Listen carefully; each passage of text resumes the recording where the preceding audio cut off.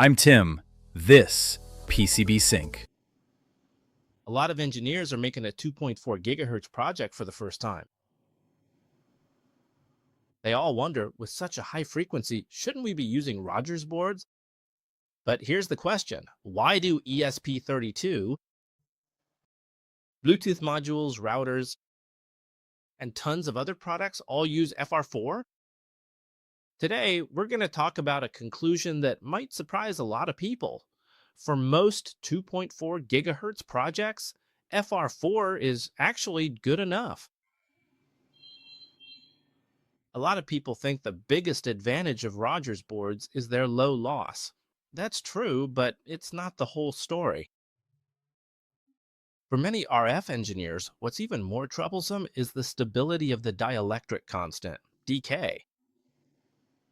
The dielectric constant of FR4 can vary depending on the manufacturer and production batch.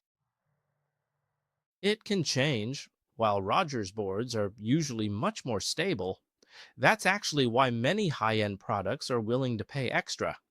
As we can see from this chart, the value for FR4 ranges from 4.1 to 4.8, which is a pretty big variation.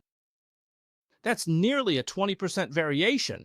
Now, if we look at the change for Rogers boards, it's only 3.48 plus or minus 0.05, so the variation rate is about 1.5%, which is extremely low.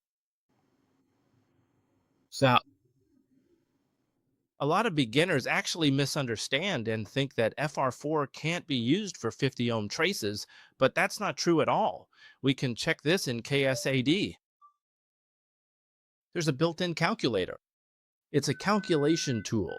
We select transmission line, then choose microstrip, and we can check the settings. First of all, let's take FR4 as an example for the dielectric constant. As we saw earlier, it's from 4.1 to 4.8, and we usually use 4.3. Then for the board thickness, it's the same as before. So with our frequency at 1 gigahertz and a target value of 50 ohms, let's do the calculation. The trace width is 0.3299 millimeters. Then we switch to Rogers and take a look. Actually, it's just the dielectric constant that's different.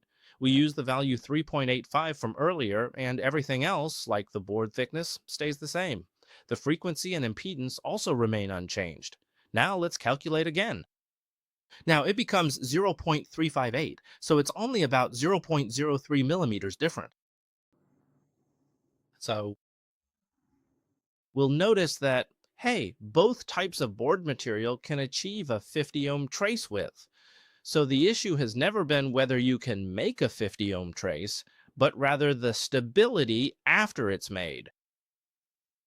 Now let's say we want to make a 2.45 gigahertz antenna. If the layout stays exactly the same, the only thing that changes is the dk value, because the dk of FR4 is unstable.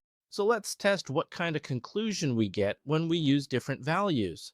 This here is the S11 value simulated in CST, as you can see. When the dk is 4.0, well, its frequency, it's about 2.52. Then when it changes to 4.3, it becomes 2.45.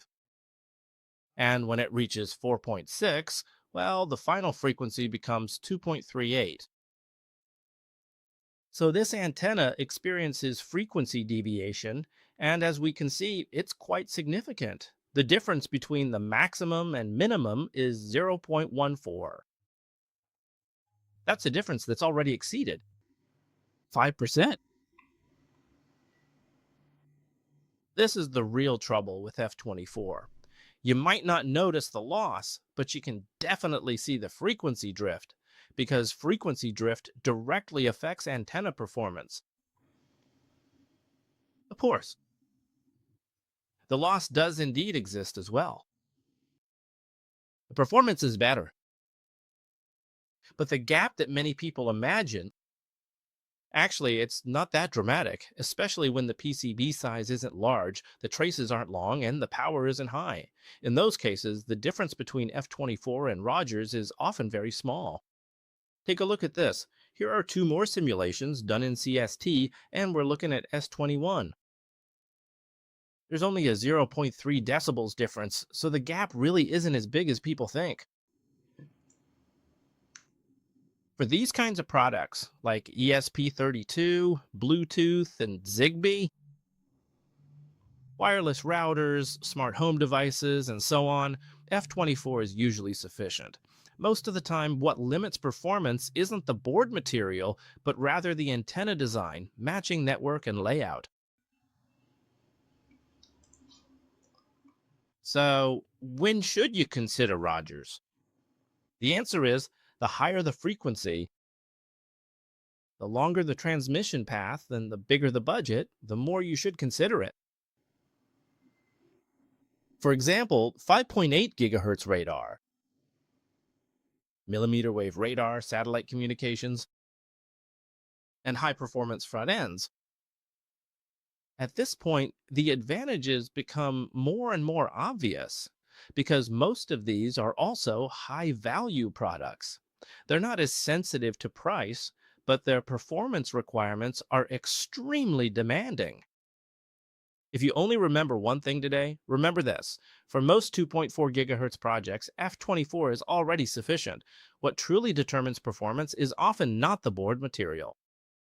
It's actually the impedance control of the antenna return path. A lot of layout engineers immediately want to switch materials, but in reality, it's more important to optimize the design. A good layout with FR4 often outperforms a poor layout with a more advanced material. Thank you for watching.